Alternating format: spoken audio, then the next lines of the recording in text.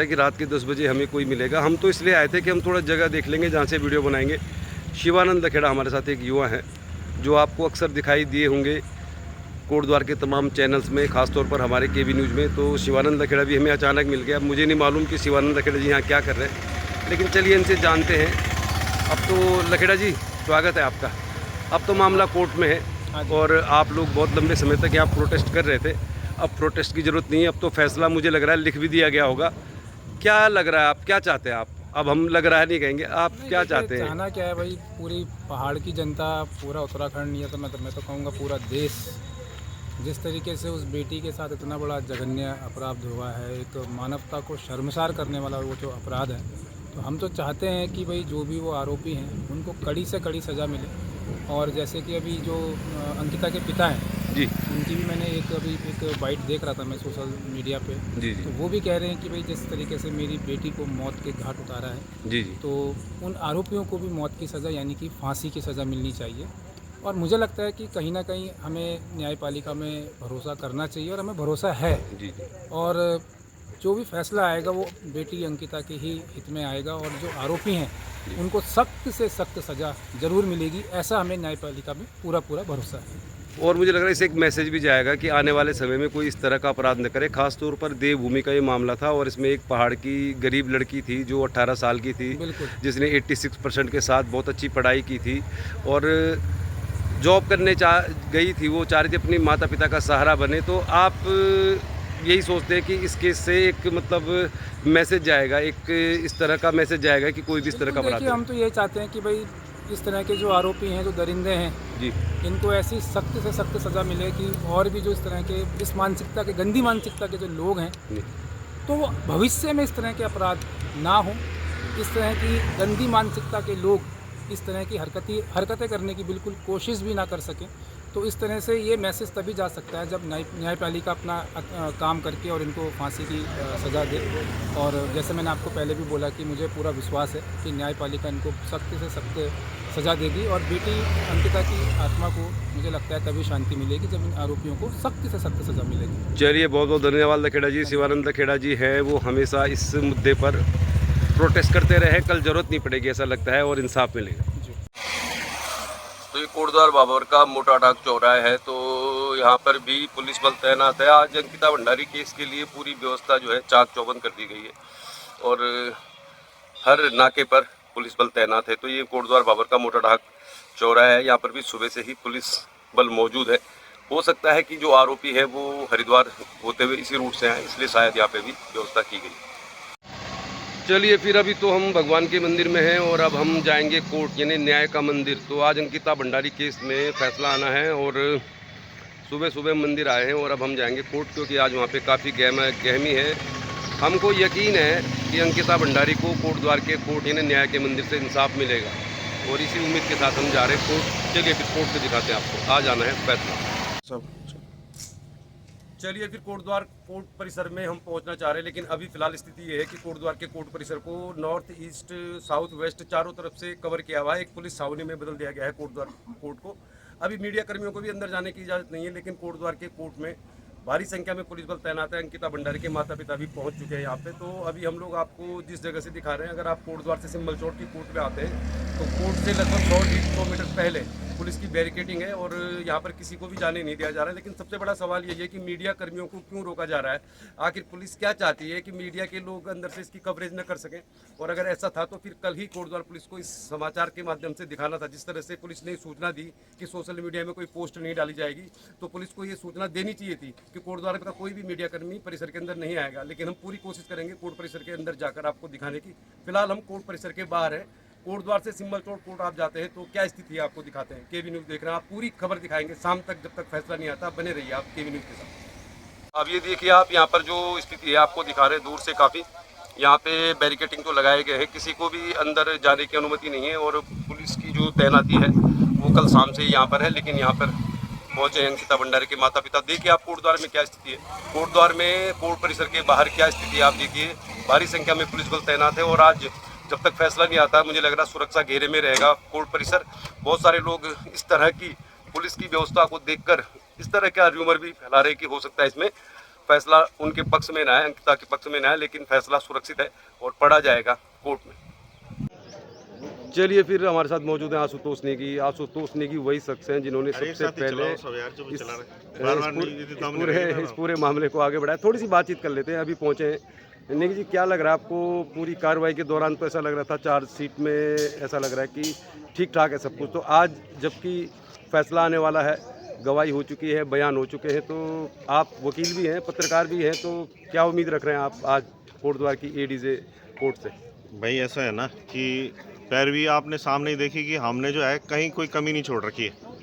वकील गड़बड़ कर रहा था तो वकील बदला दिया। जी जी जी। मुख्य बयान जो शुरू के पड़े थे रिजॉर्ट कर्मचारियों के और क्या नाम जिन्होंने पोस्टमार्टम डॉक्टरों ने किया जी जी। और जो पुलिस के खास गवाह थे, सारे ही गवाही हमारे सामने हुई और हमने पूरा प्रयास किया कि भाई गवाही में कोई कमी नहीं रहे और लगभग बयान भी किसी ने पलटा नहीं है। जी जी। तो वहाँ तक तो बात ठीक है। जी जी। अब रही बात जो है पुलिस की इन्वेस्टिगेशन की, तो पुलिस ने जो चार्जशीट दी उससे बाहर तो कोर्ट भी नहीं जा पाती है। जी जी। तो अब उसी में जो भी होना है, निर्णय होना है। मुझे लगता है कि इतने तो पर्याप्त सबूत हैं कि इन तीनों को जो है बड़ी सज़ा होनी चाहिए। मौत की सज़ा भी हो सकती है और उम्र कैद, दोनों की संभावना मुझे लगता है कि ये दोनों संभावनाएं बनी हुई हैं। अच्छा आशुतोष जी, ये तो आपने देखा पुलिस की चार्जशीट में ऐसा लग रहा है कि काफ़ी सारे ऐसे गवाह हैं, काफ़ी सारे विटनेस हैं, लेकिन इस केस में कुछ ऐसी चीज़ें थी जिनको लेकर आप भी नाराज़गी जता रहे थे, लोग भी नाराज़गी जता रहे थे। रेणु बिष्ट को लेकर गवाही नहीं हो पाई और एसडीएम प्रमोद कुमार जो उस समय उस क्षेत्र में मौजूद थे यमकेश्वर में जहाँ पर ये घटना हुई, तो आपको क्या लगता है कि इस मामले में कुछ ना कुछ ऐसा दबाव तो था ही?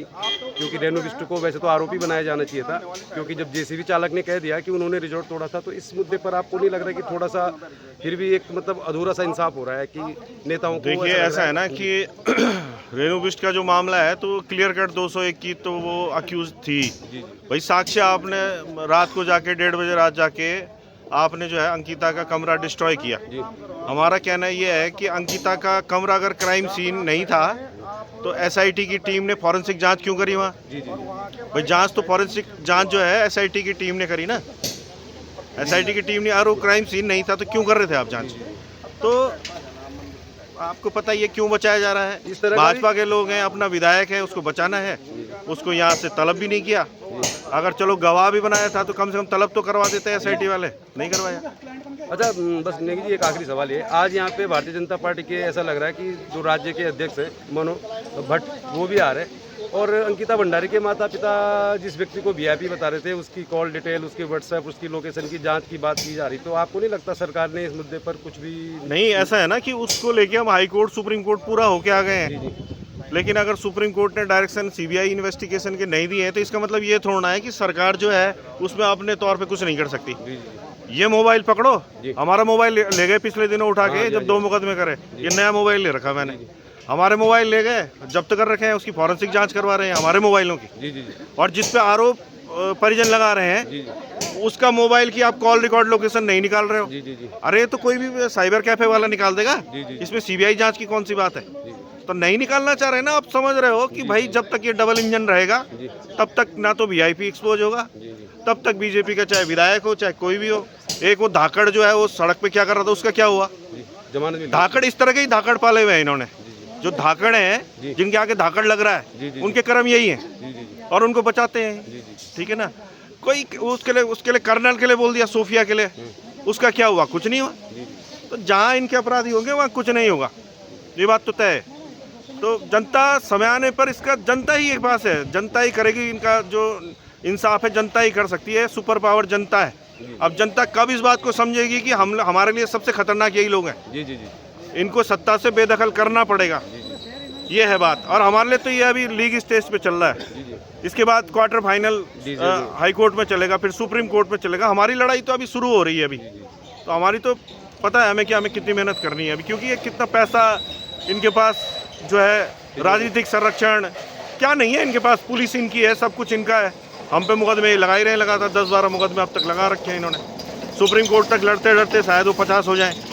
आप भी देखते रहो क्या होता है। अच्छा जी, बस नेगी जी हो गया। आपने एक छोटी सी मांग थी आप लोगों की, अंकिता भंडारी के माता पिता और पुष्कर सिंह धामी जी ने भी वादा किया था कि जो डोप सिक्योट जहाँ की अंकिता रहने वाली थी, वहाँ के लोगों की दान दी गई भूमि पर नर्सिंग कॉलेज बना हुआ है और इस नर्सिंग कॉलेज का नाम अंकिता भंडारी के नाम पर रखने की बात मुझे लग रहा है वादा किया गया था। तो इस इतनी छोटी सी बात भी सरकार क्यों नहीं मान रही? धन सिंह रावत शिक्षा मंत्री हैं, क्या मामला है? उसमें तो ये है ना कि ट्वीट इन्हीं का है, धामी जी का। जी 16 सितंबर 2023 की एग्जैक्ट डेट मुझे याद है। 16 सितंबर धामी जी का जन्मदिन है। जी केक काटते हुए उनको याद आता है कि जो है 18 सितंबर को जो है अंकिता हत्याकांड की जो है बरसी है जी और उन्हें ये बताया जाता है कि उस दिन लोग एजिटेशन करेंगे। जी तो उस दिन वो एक सगुफा छोड़ देते हैं ट्विटर पे कि जो है नर्सिंग कॉलेज जो है अंकिता के नाम पे होगा।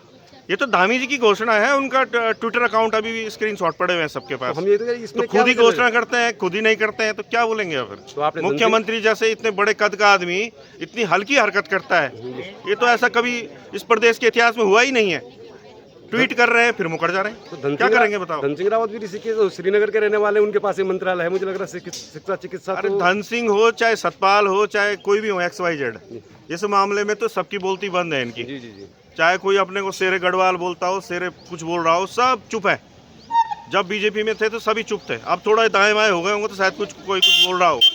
चलिए भी अदरवाइज कोई कुछ नहीं बोलने को तैयार नहीं है। चलो आज तो उम्मीद करेंगे कि अंकिता भंडारी को इस कोर्ट से इंसाफ मिल जाएगा, जैसा आप अब उम्मीद तो दुनिया कायम है और हम भी उम्मीद करते हैं कि बड़ी सजा होगी। बहुत बहुत धन्यवाद, बहुत बहुत धन्यवाद। चलिए फिर अभी लगभग 11 बजने वाले हैं, अभी तो कोई आरोपी कोर्ट के अंदर आया नहीं है। हमने आशुतोष नेगी के साथ बातचीत की है, तो अभी आपको फिलहाल आज का पहला वीडियो डाल रहे हैं। इसमें आपको दिखाते हैं कैसी है सुरक्षा व्यवस्था और क्या कहना है पत्रकार वकील आशुतोष नेगी का। केवी न्यूज़ देख रहे हैं। चलिए अभी तो कोर्ट में फैसला आया नहीं है, लेकिन कोर्ट में जिस तरह पुलिस ने पूरे शहर को सील कर दिया है, चारों तरफ से लोगों को आने जाने नहीं दिया जा रहा है, दुकानें बंद करा दी हैं और जिन लोगों के घर कोर्ट परिसर में हैं वो लोग भी अपने घर नहीं जा पा रहे। तो इतनी सख्ती अगर अपराधों को रोकने में दिखाई जाती तो इस तरह के अपराध होते नहीं। चलिए आपको दिखाते हैं, हंगामा हो रहा है और यहाँ पर बैरिकेड लगाए गए थे, तो बैरिकेड पे अब कांग्रेस के जो जिलाध्यक्ष हैं विजय रावत वो भी पहुँच चुके हैं और वकीलों को भी नहीं जाने दिया जा रहा है। तो फिलहाल स्थिति ये है कि स्थिति खराब है, लोगों को कोर्ट परिसर में नहीं जाने दिया जा रहा है। विरोधी मुर्दाबाद,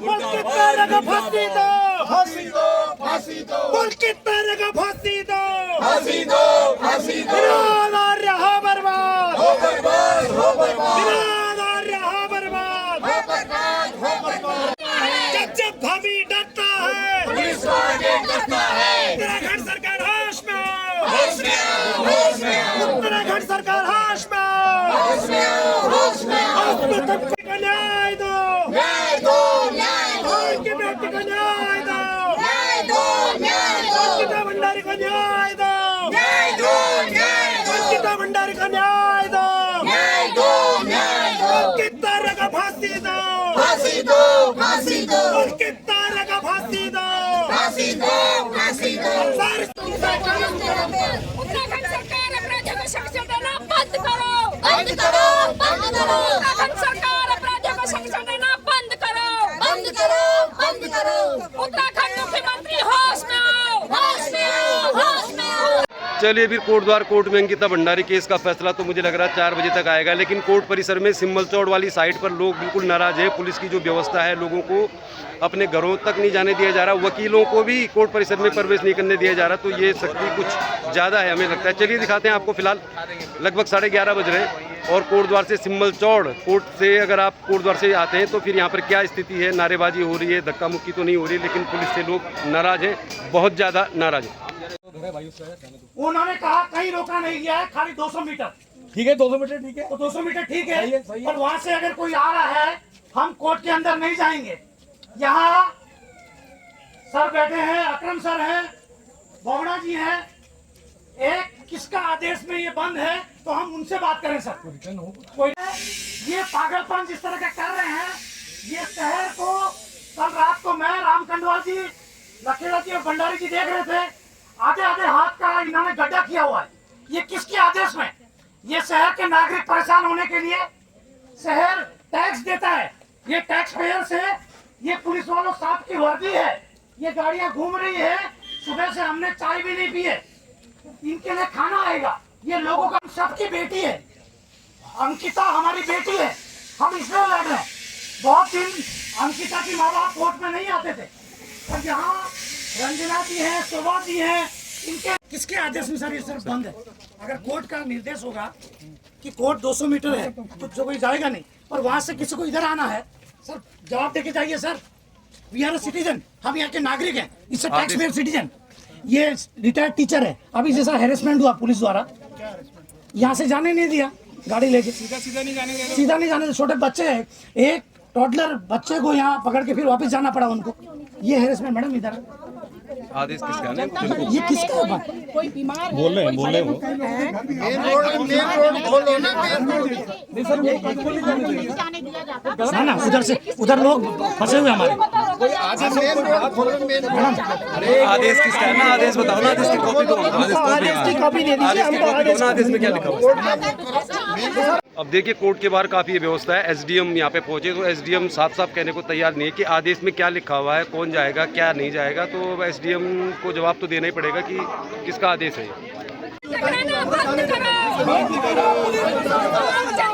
मुर्दाबाद मुर्दाबाद मुर्दाबाद मुर्दाबाद मुर्दाबाद। जनता नहीं डरता है, पुलिस का आगे बढ़ता है, जनता नहीं डरता है, पुलिस का आगे बढ़ता है। अंकिता को न्याय दो, न्याय दो, न्याय दो। जो नहीं है साथ में चूड़ी पहनो हाथ में, जो नहीं है साथ में चूड़ी पहनो हाथ में। अंकिता को न्याय दो, अंकिता को न्याय दो।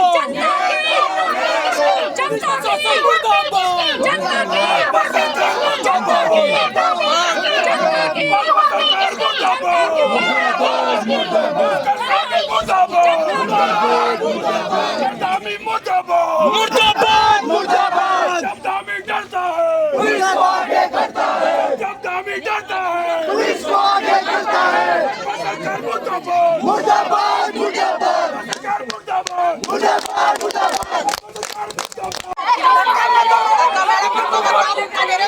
शक्ति को चाहता है और यहाँ पे महिला भी है बहुत जोरदार यहाँ पे नाराजगी व्यक्त कर रहे हैं। देखिए लोगों को जाने नहीं दिया जा रहा, तो लोगों ने नाराजगी भी दिखानी है। और ये देखिए आप बात परिषद में